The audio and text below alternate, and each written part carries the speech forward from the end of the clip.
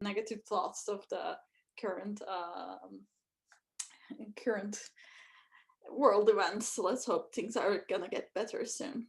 Anyway, so Gaia very nicely introduced some of my work, but what I would like to tell you is that I share with many of you the goal to understand how our brain circuits are established during development and remodeled throughout life through experiences, or they may be malformed or maladaptively remodeled due to diseases and injuries.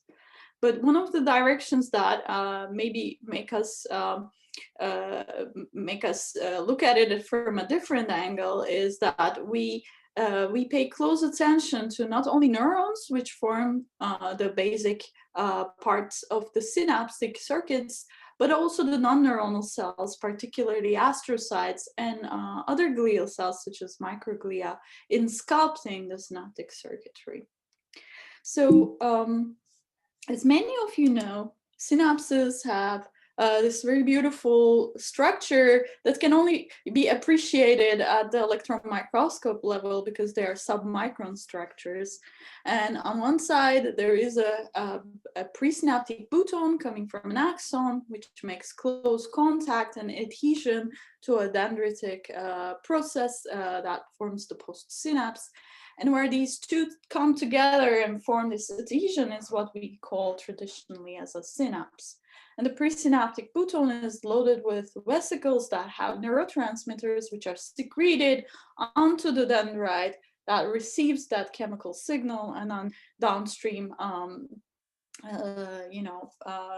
downstream transmits that signal to its neural cell body. But in recent years, we've come to appreciate that the synaptic structures in the brain are not alone. They are actually, in fact, very closely associated with a process that's coming from a non-neuronal cell called astrocyte. Astrocyte processes are very, very closely associated with synapses. They do form contacts with the pre- and postsynaptic, as well as synaptic cleft regions of the synapse.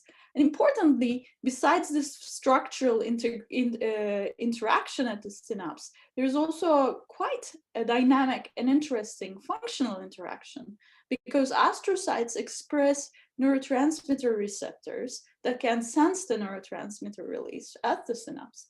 And they also manipulate the extrasynaptic ion concentrations as well as amino acid concentrations, therefore directly affect the rate and function of synaptic transmission. In addition, astrocytes may secrete neuroactive substances themselves, which manipulate the synaptic transmission, both at the short and long term. So these are all very exciting. So that means astrocytes are doing a lot at the synapses. But there's another thing that's really fascinating about these cells, is that an astrocyte, a single astrocyte, can interact with hundreds of thousands of synapses at the same time. So it can do all these things that I listed earlier at hundreds of thousands of synapses within its vicinity. And we don't yet know what this means in terms of the ability of this cell to integrate all this information within its neighborhood.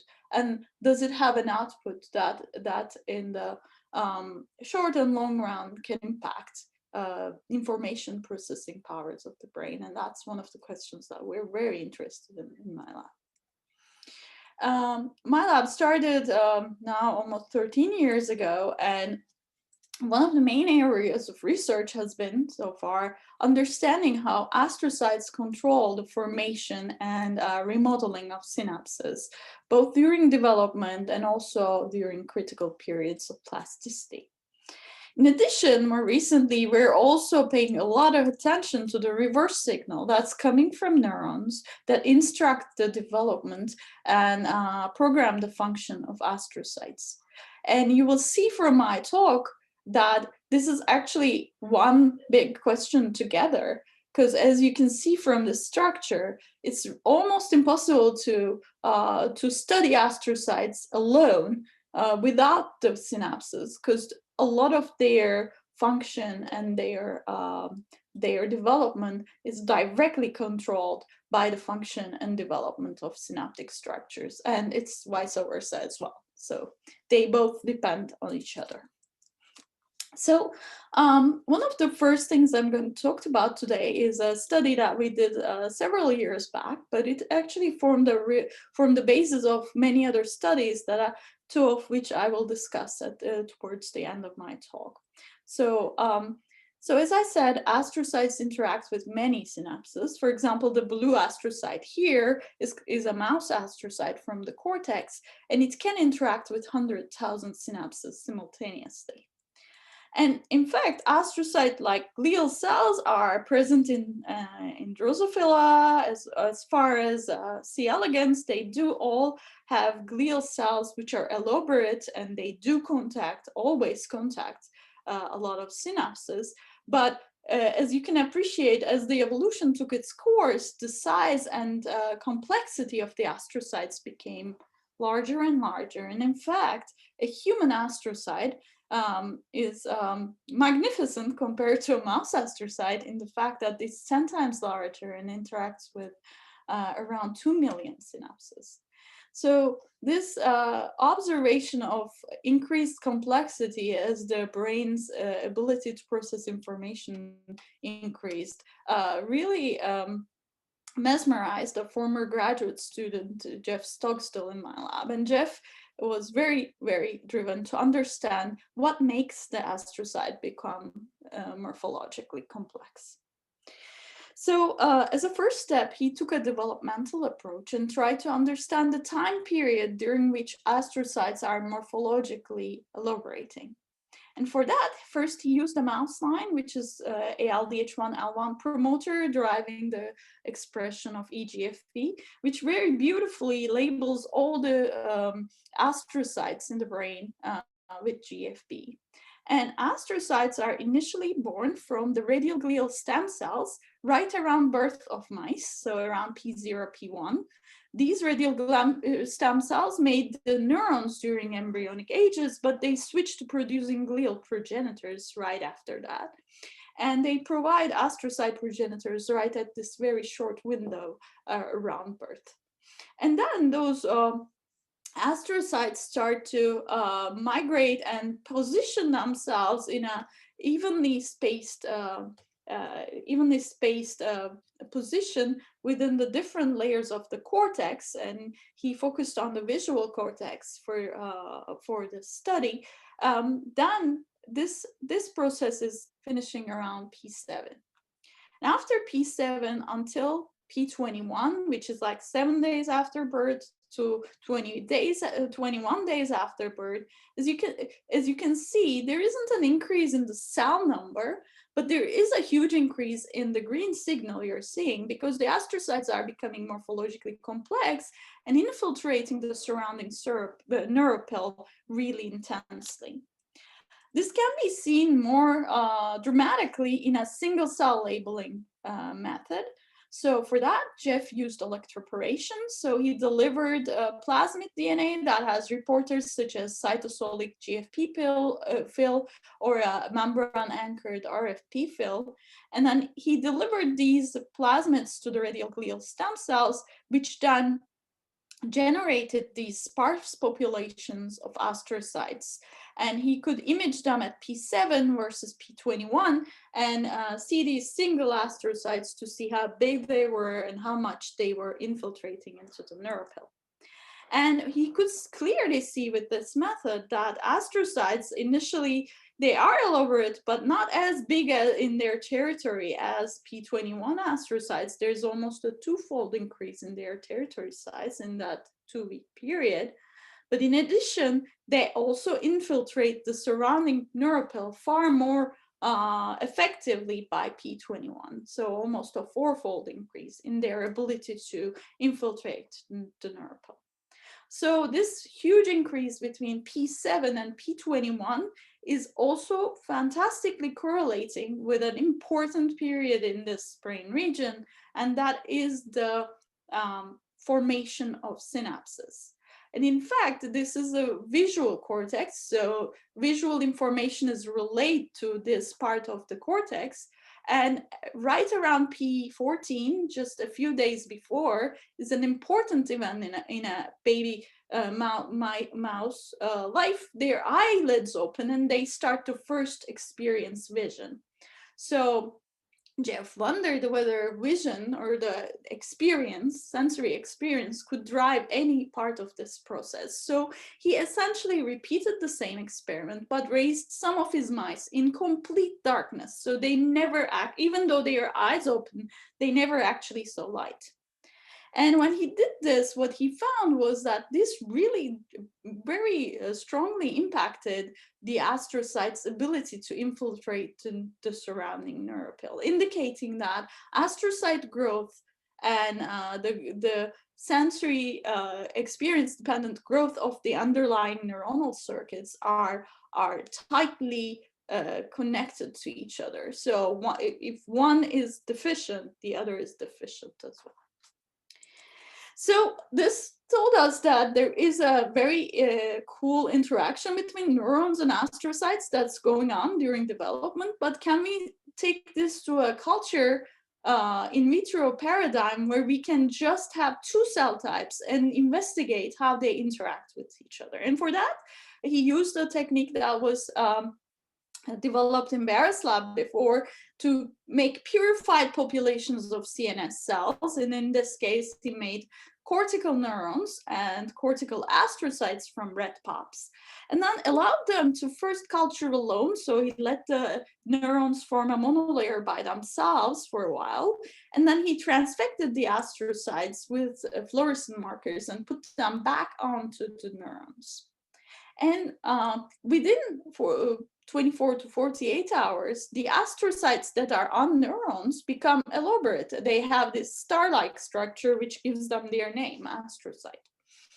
But if you have the astrocytes cultured by themselves, the same astrocytes, the sister astrocytes, or on top of fibroblasts, for example, a cell that doesn't have a network, then you get very simple cells. So astrocytes definitely depend on neuronal cues to be able to become elaborate.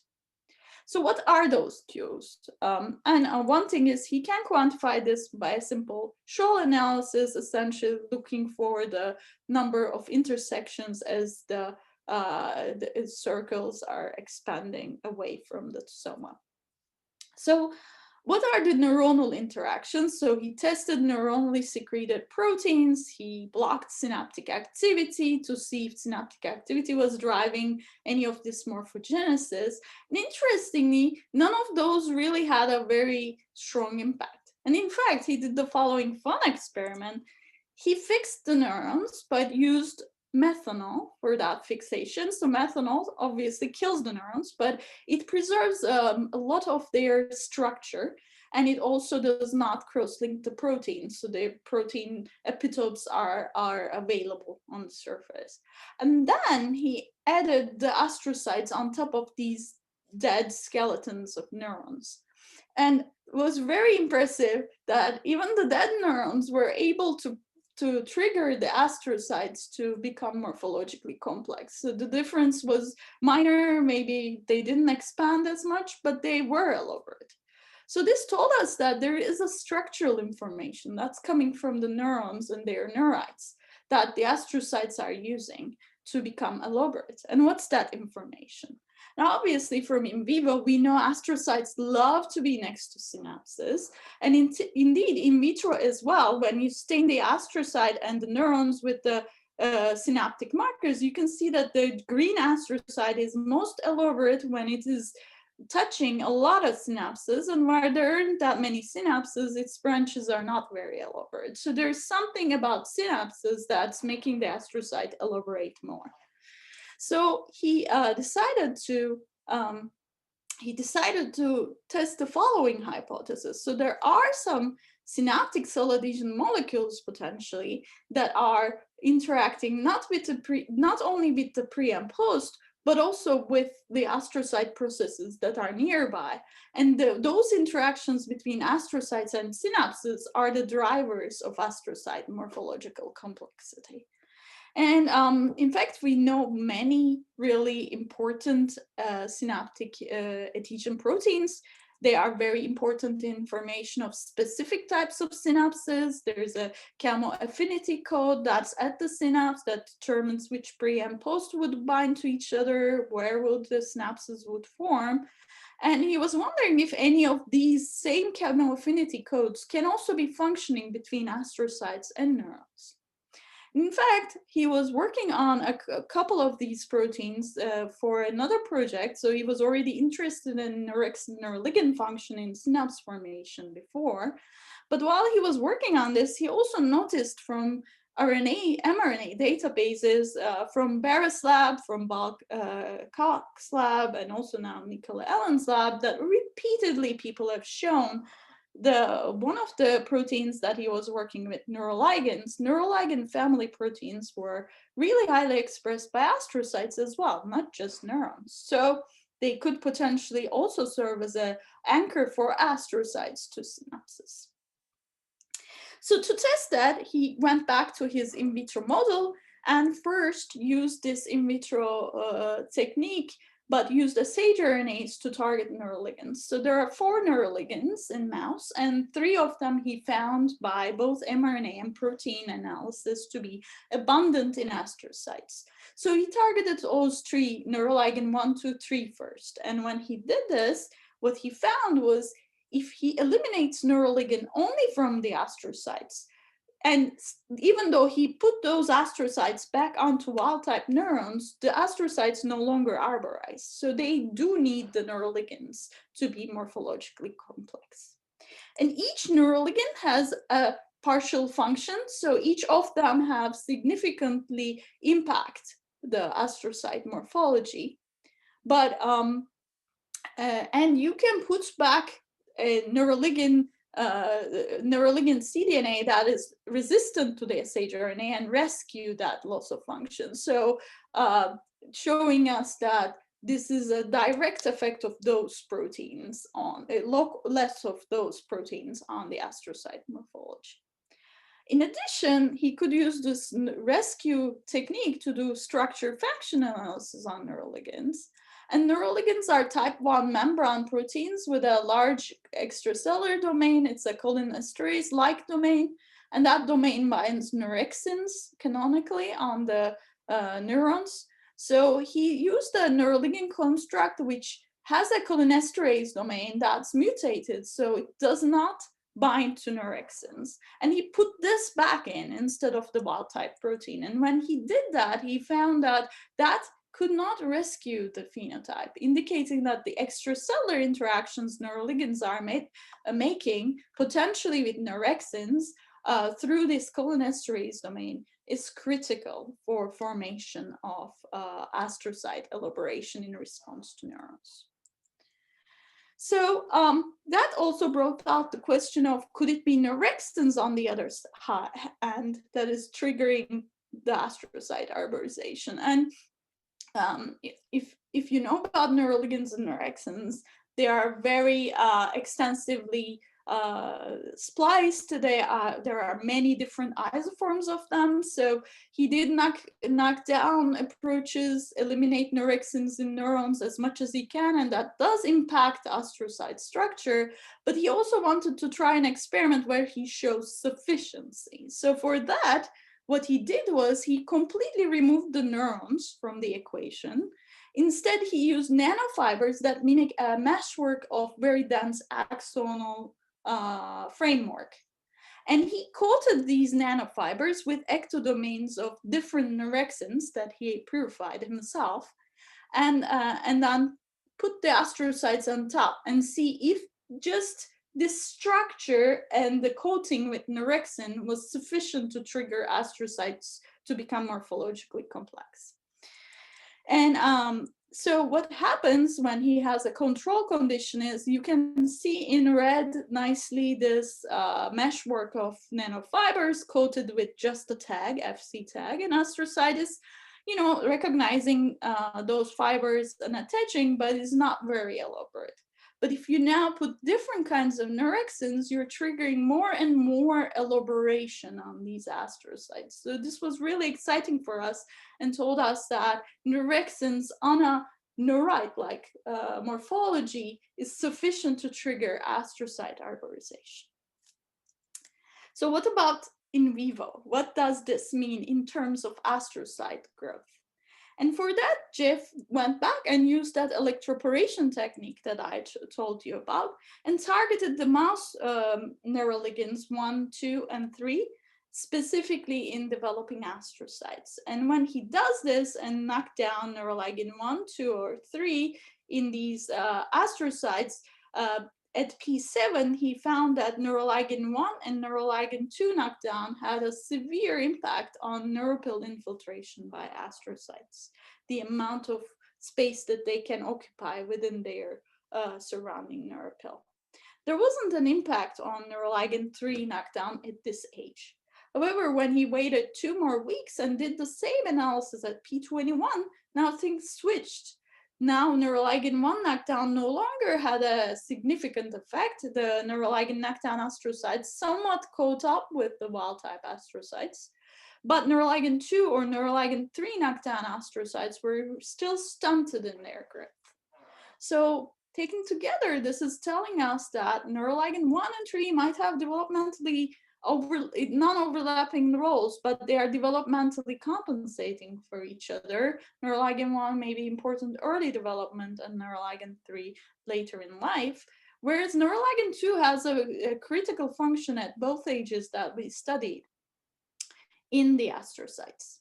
So because neuroligin 2 gave this strong phenotype, Jeff decided to further his studies by using a different approach to target neuroligin 2 in astrocytes, and that's a flaxed mouse approach where he can use Cre recombinase to specifically remove neuroligin 2 only in the astrocytes. And for that, first he delivered the Cre with electroporation to a sparse subset of astrocytes in the cortices, and he had also a Cre reporter, so all the cells that received Cre and therefore lost their neuroligin 2 would be labeled.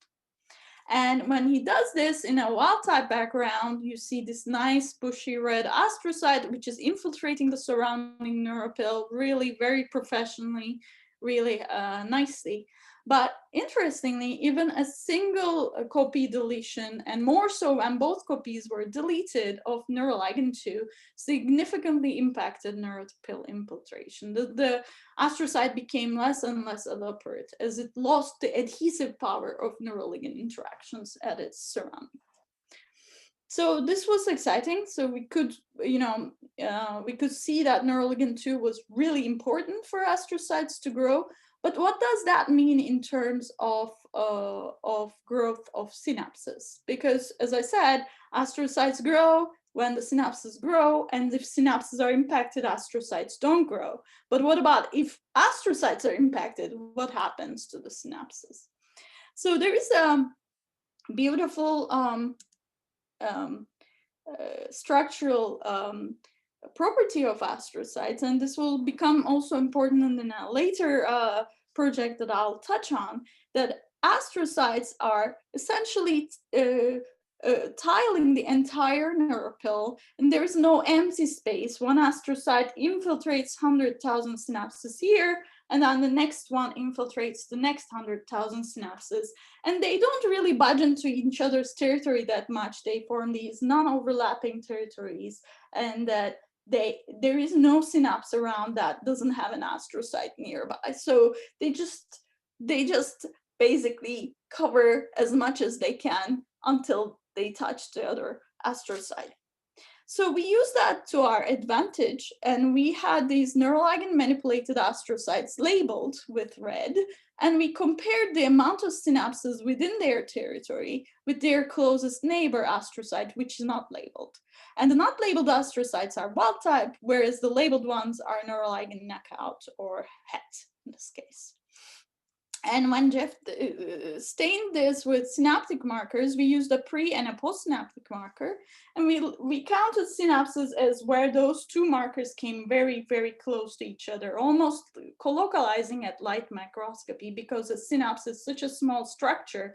Even though one protein is in an axon and the other is in a dendrite, at light microscopy level, you might see a colocalization.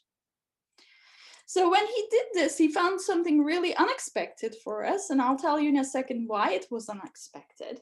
He found that there was a dramatic reduction in the number of excitatory synapses, both the intracortical excitatory synapses as well as thalamocortical excitatory synapses, which can be labeled with different axonal markers such as VGLUT1 and VGLUT2.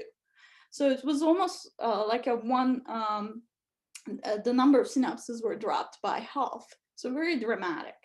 Whereas when he labeled the inhibitory synapses as a colocalization of VGAT and Gefrin, he did not see an impact. This was unexpected because in neurons, Neuroligan 2 is mostly studied in the context of inhibitory synapses. It's localized to inhibitory synapses in neurons and impacts inhibitory synaptic activity.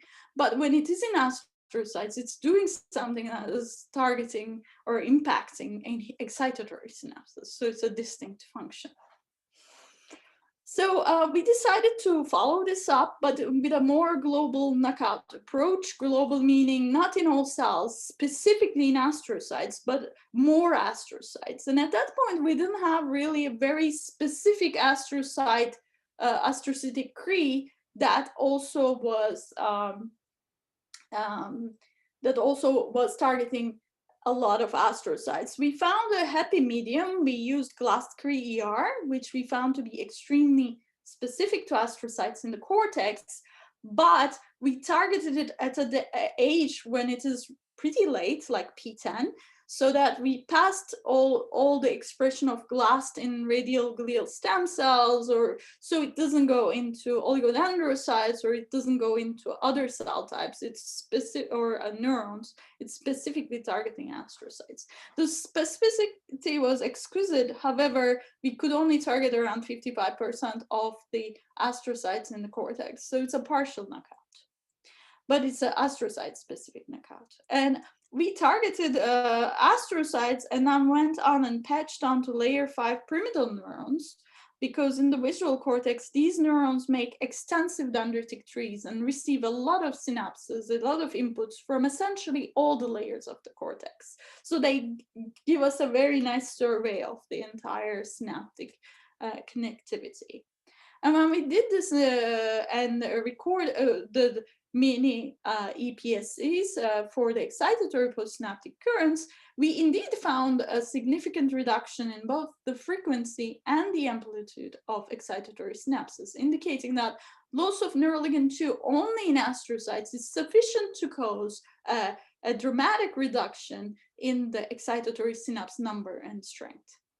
On the other hand, interestingly, when we did the recordings for mini iPSCs, the inhibitory postsynaptic currents, there is an enhancement of the iPSC frequency. So even though maybe the number of inhibitory synapses are not increasing, loss of Neuroligan 2 in the astrocytes causes an increase in the release probability or of the presynapses of inhibitory synapses. So it has an impact on both excitation and inhibition. So as a result, this study, which was published a couple of years ago, actually now almost 3 years ago, showed us that that astrocytic neuroligin and neuronal Neuroxin interactions control both astrocyte morphology, but also synapse formation and the excitation inhibition balance. So essentially, by impacting neuroligans only in astrocytes, we're able to target their synaptic roles as well.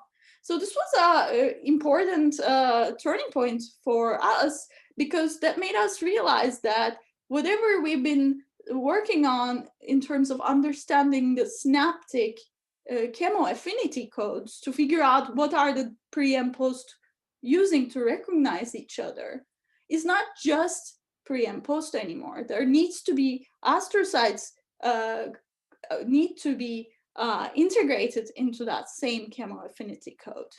So we decided to take take a all hands on board approach to try to figure out what is this astrocyte neuron chemoaffinity code for brain wiring. So in the next study that I'm going to touch on, I'm going to share with you a recently published study where we actually used an unbiased approach to capture these astrocyte neuron chemoaffinity codes.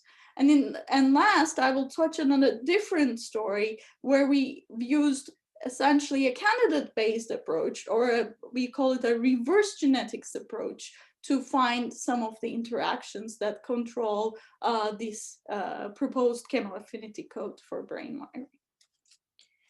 So just to remind you, astrocytes are very tightly associated with synapses. Here you are seeing a dendrite in red and axon in green, and the astrocyte is touching both the pre and the post, and the synaptic cleft with its process in teal. And it's essentially enveloping the synapse, so it's a very tight interaction. So we thought, can we have an unbiased identification method that would capture whatever is at the interface of these astrocytes and neurons? And we wanted it to work in vivo because, as you saw from my in vitro and in vivo studies, the structure of astrocytes are so much more complex in vivo as opposed to what they are in vitro. So if we can capture the in vivo interactions, we can truly start to understand what's driving these cells to become so complex. And we're lucky because there are good genetic tools to target specifically astrocytes and neurons, especially through viral means. So that was one of the benefits of working with these two cells. And another benefit, it's a more of a personal one, that I was lucky to be next door neighbors to Scott Southerling, who is also faculty at Duke, who's actually chair of cell biology department at Duke. And Scott and I, we often discuss and fantasize about the different questions that each of our labs work on. And we often thought, oh, could we apply some of your cool proteomic techniques to the astrocyte synapse junctions? And as we were doing those, an incredibly talented, hardworking postdoc joined Scott's lab, Tetsu, and he was courageous enough to jump on board to try our crazy idea. Here's what our crazy idea was. So Scott's lab has been using a biotin-based identification method called Bioid by applying it in vivo. Bioid approach was developed by Alice Ting at Stanford, and it's a really powerful approach. You can put the biotin labeling enzyme called BRA or some of its different varieties and attach it to a protein of interest. And Scott's lab did this for Gefrin and PSD95, and then targeted to inhibitory and or excitatory post-synapses and determine what is the composition of a post-synapse. They've more recently also did this for presynapses. And it's fascinating because all of a sudden you have an ability to know what is at the synapses in your in vivo model. And what it does is this biotinylating enzyme would biotinylate everything that's within the close proximity of your bait. And then you can use affinity chromatography to capture all the biotinylated proteins and send them to mass spec and get a really nice quantitative analysis of what proteins are present at the synapses. But can we target this extrasynaptically, extracellularly, and target it to the junctions of astrocytes and synapses? Because until then, all the studies with Bioid were done intracellularly, because Bioid enzymes would require quite extensive amounts of ATP, which is abundant in the cytoplasm. It's not that abundant outside the cell. We said, let's give it a try. Maybe we can capture it. And one thing that we thought of trying was that let's take this enzyme and generate two bits of it. Neither of those bits are by themselves active, but only when they come at close proximity to each other, because an astrocyte and synapse are so close, or astrocytes and neurons are so close at a synapse, then we may be able to capture bioaccumulations at an astrocyte synapse junction. So here are the different constructs that Tetsu made. Tetsu actually made many different constructs, but this one worked best. He did the turbo ID, which is a really, really effective form of Bioid enzyme, and he divided into two fragments. Each of these fragments were attached to a transmembrane linker, so they were sent out. They had a secretion sequence, and they were sent out of the cell, and they faced outside, and they had a GPI linker which linked them to the cell membrane, and a leucine zipper, which promoted their ability to come close to each other and reconstitute active protein when they are in close proximity. And he also generated a surface labeling approach, which is just the full-length turbo ID that's sent to the surface of the astrocyte. And here's his culture studies. So here he's expressing the surface ID. This is the full-length turbo ID on an astrocyte that's cultured on neurons, nice and complex. You can see that streptavidin binds the surface of the astrocyte because it's bioaccumulated, and the construct itself has a HA tag. So you can see the HA tag is there, and where the HA tag is, you have nice streptavidin labeling. So here are his split constructs. So the V5 tag containing construct was sent to the neurons, and you can see it on the neuronal structures, but there is no streptavidin staining because it's not functional. And vice versa, the HA tagged construct, the C terminal of the Bioid, is nicely expressed in astrocytes, but there is no bioaccumulation. So what happens when you put these two together? That's where the magic happens, and that's when you get reconstitution of the N and C terminals together and bioaccumulation of the astrocyte synapse contacts. And then luckily, we have really good viral tools to target specifically astrocytes and neurons, and we put these into viral capsids, which allows us to inject them to the blood vessels, and then they enter the brain and infect essentially a large number of astrocytes or neurons in the brain. So we infect them, and then we give them biotin injection 21 days later, and then we can go and see where the streptavidin tag is. And to our delight, what we found was both turbo-ID surface and split turbo-ID very nicely biotinulated the perisynaptic areas. And it was both the excitatory as well as inhibitory synapses. And here's a quantification of that. The surface turbo-ID, which is on every astrocyte surface, was 50% of the time close to a synaptic structure by a super resolution microscopy, whereas the split turbo-ID was almost 100% of the time at a next to a synaptic structure. So this showed us that these methods were viable to use for quantitative analysis. So Tetsu went ahead and tried that. So he did this in many mice and isolated these bioaccumulated fractions, and then ran a quantitative Bioid in collaboration with Duke Core Facility for mass spec. And we used cytoplasmic Bioid as a negative control, but we used the overlap of the astrocyte surface proteome and the split Bioid proteome to give us a very concrete list of 118 proteins that we call the high confidence proteomics for the split turbo-ID.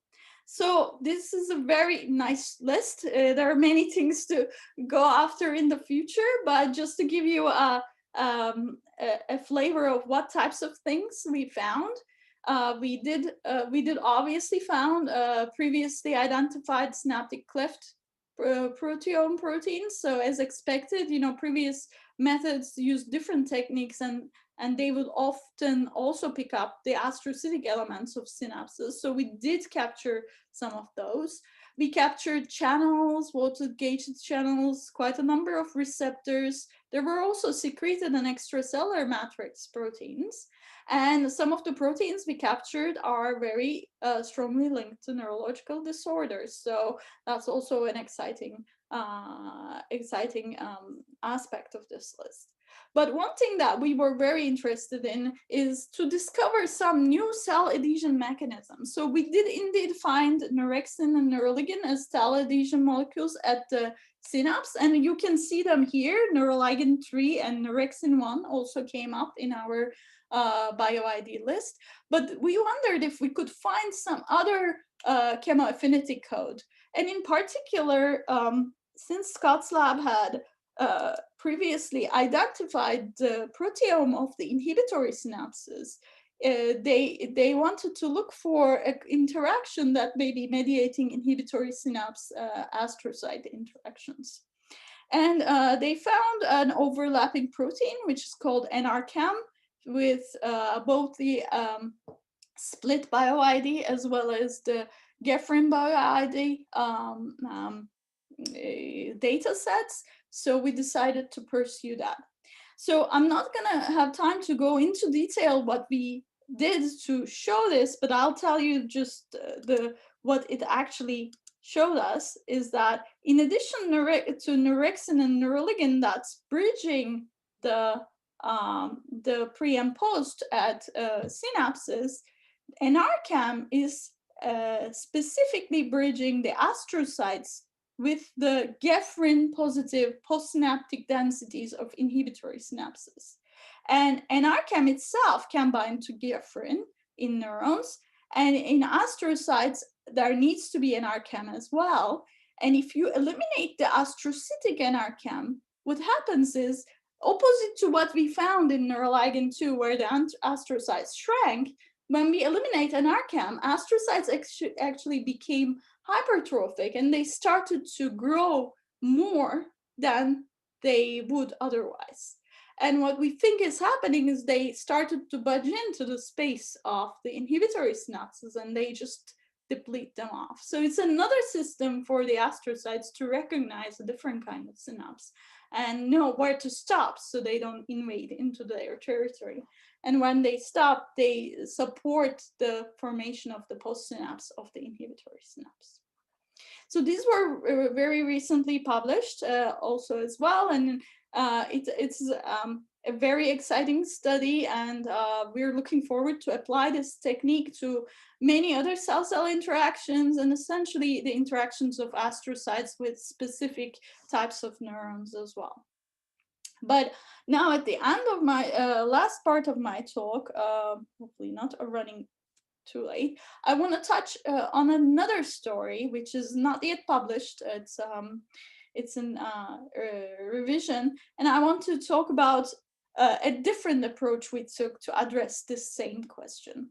So unbiased approach is great. It gives you a large list to go after, but before getting that list, where do you start to find your best candidates? And for that, what we decided to do was to go back to genetics and look for disease-linked genes that are highly expressed in astrocytes and cause a disease or are linked to a disease with a significant synaptic pathology.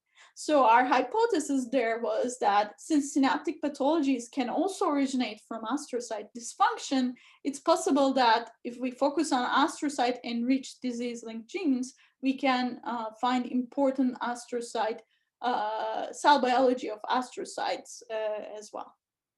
So this is work by another postdoc in my lab, Katie Baldwin. Katie has recently had a baby and soon to start her own lab. So there are a lot of excitements going on for her, and she's finishing up her paper as well. And she did a great job with this study. So when she came in, we just had no idea. So she took on this genetic screen. So she looked for sulfur surface molecules because we knew cell-cell adhesions are really a key process in astrocyte neuron interactions. But she also looked for those cell adhesion molecules that are very strongly linked to genetic disorders. And then using the techniques that I introduced at the beginning of my talk that Jeff developed, such as the in vitro screen, where you can knock down the genes in astrocyte and put the astrocytes on neurons, versus the in vivo screen where you can use the knockdown and target the in vivo astrocytes, she went through her list of candidates and pulled out a really interesting protein that I will introduce you in a second as a very important regulator of astrocyte development.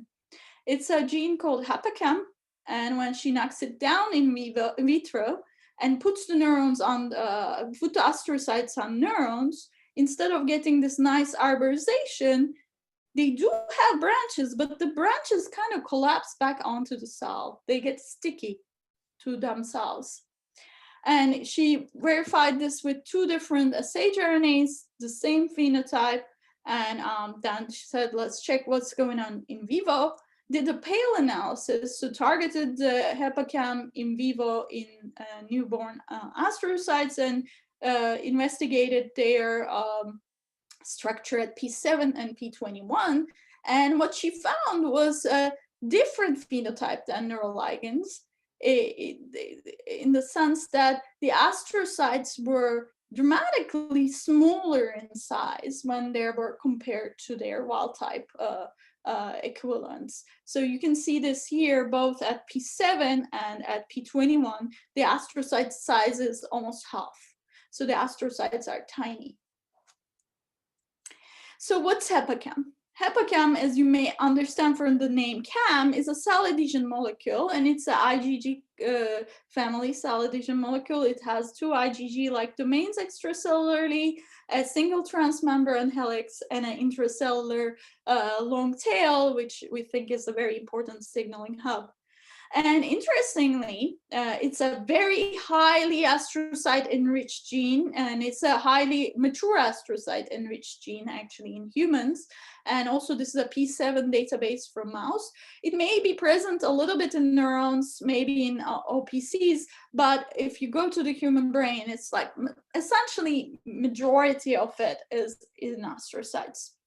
And she picked this gene to go after because it's also linked to a disease called megaencephalic leukoencephalopathy with subcortical cysts. These people also have intellectual disability, and often intellectual disability, autism, and seizures. So essentially, it has this structural effect, and leukoencephalopathies is clinically defined as a white matter disease. But even though these individuals have white matter disorder, they previously had also cognitive and seizure-like phenotypes. So there is potentially a earlier stage in the disease that is more of a cognitive origin. So this was exciting for us to go after because we thought this disease could have synaptic origins as well. And the functions of Hepacam in astrocytes in vivo were just starting to be investigated. So it seemed like a really cool protein to go after. And I'm showing you its expression pattern in the mouse cortex. So it starts to be highly expressed right around the time astrocytes are emerging and becoming more and more mature. So it fits it well with our timeline. And also when you stain for it, and these are brain sections from the ALDH1L1 EGFP mice, so you can see in red Hepacam signal on almost every different process of the astrocyte. So it's on the major branches of the astrocyte, it's in the astrocyte fine processes, it's also at the astrocyte end feet. So this made us get very excited about it, this protein. But one thing that Katie observed, which was really cool as well, was that sometimes you would have these 2 astrocytes that their soma are touching as well. It's a rare thing, but it does happen. These are probably the last divided astrocytes. They are still in close proximity to each other. And you can see this beautiful band of Hepacam right at the astrocyte contact. So we wondered maybe this wasn't just an astrocyte neuron interaction protein, but essentially a protein that is more important for astrocyte's ability to interact with its neighbors or itself. So because this was so exciting protein, Katie decided to go in further and made her own flaxed mouse with the help of back transgenic core at Duke. And this enabled her to target astrocytes specifically, for example, with pale. And in this case, we have such good antibodies, and it's so highly expressed in astrocytes that we can stain it really well in vivo. And you can see nicely here, this is a Hepacam knockout astrocyte region. It's the astrocyte is labeled in red, and you see Hepacam signal is almost completely gone. So, and the surrounding astrocytes still have Hepacam. So this is very exciting. So, and she can verify her shRNA results. Indeed, the astrocytes cannot grow. They are smaller when you target Hepacam. And one thing that was really interesting is that the heterozygous had almost as strong of a phenotype as the knockout. So we thought maybe it's not just loss of Hepacam, but loss of Hepacam in relation to its neighbors. So having wild-type neighbors, which have a lot of Hepacam, is disadvantaging the astrocyte that's losing a single copy or both copies of Hepacam. And in fact, when she did a more broad approach, and now we have a great CRE-ERT2, it's called ALDH1L1 CRE-ERT2 from Balkak's lab, she was able to target all Hepacam in all astrocytes by injecting the tamoxifen as early as P2, P3. And you can see you essentially get rid of almost entire Hepacam signal. And it's almost 90% of the protein is gone from the cortex. But to our surprise, we didn't get more astrocytes and we didn't get smaller astrocytes. So the astrocytes are essentially back to the normal average size. So this made us to wonder, again, the same question: is it about Hepacam difference between the neighboring cells that determines the size? And to ask this question, there is the perfect technique in the world, and it's a technique that has been developed by your colleagues there, Simon Hippenmeyer. I see he's on the call as well. And Simon's lab made these madam mice where you can target specific chromosomal loci and have cells that are knockout and wild type next to each other, labeled with different markers. And we essentially needed that because we needed to see the wild type cell as well as the knockout cell. And Simon was extremely generous. He shared his mice with us prior to publication and helped us to develop this model for Hepacam locus. And this is a cross-section from the Hepacam madam 9 mouse. And you can see here that you can have astrocytes next to each other and determine whether they have more or less overlap or they budge into their territory or other. And Katie was recently able to do this for astrocytes of Hepacam wild type versus wild type knockout. This is quite a tedious process. You have to go through many brain sections to find those two perfect astrocytes next to each other, but it's not impossible, and she managed to do that. And to our delight, we could capture the impact of loss of Hepacam on one cell versus the other using this method. So when you have this, the wild type cell invades into the territory of the knockout cell and essentially depletes out the knockout cell from the nearby territory. So, in the last week, so we're definitely working on the molecular mechanism underlying this, and I don't have time to go into that. I'm happy to discuss it at the end of my talk. But one thing that we are always curious about is, like, we mess up the astrocyte and it clearly causes a disease. Does it have an impact on the neuronal connectivity then? And in this case, we decided to check which synapses was Hepacam close by. And one thing Katie noticed by super resolution STED microscopy is that Hepacam is not really very close to excitatory synapses, but it is in close proximity of inhibitory synapses. Almost half of the inhibitory synapses are have a very nearby Hepacam signal. So she was excited about that, and she decided to check what's the connectivity of the brain in her astrocyte specific knockouts. And to our surprise, we found actually a very interesting phenotype, which is different than the neuroligan or NRCam phenotypes this time. Loss of Hepacam only in astrocytes affects the strength of synapses, and it affects it to the advantage of excitatory synapses. So the excitatory synapses are stronger and inhibitory synapses are weaker. And we're excited about this finding because the disease also causes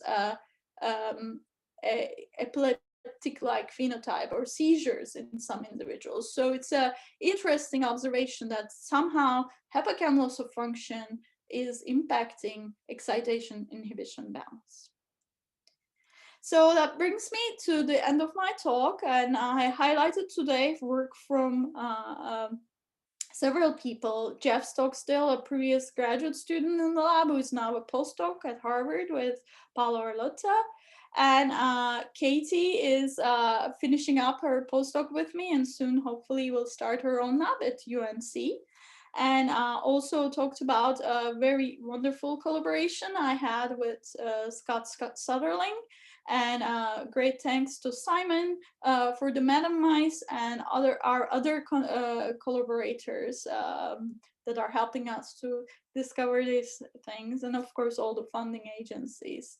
And I want to end by I want to leave you with a special thank to Ben Barris, who was my postdoc mentor. We lost Ben over 3 years ago now, and he has been a great, source of strength for many people, especially me, obviously. And I really miss him every day, and I miss him a lot during these difficult times. But it's great to remember the joy of science and the beauty of doing things.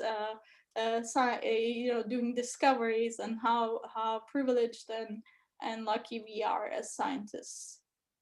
And thank you very much, first, for this fantastic talk.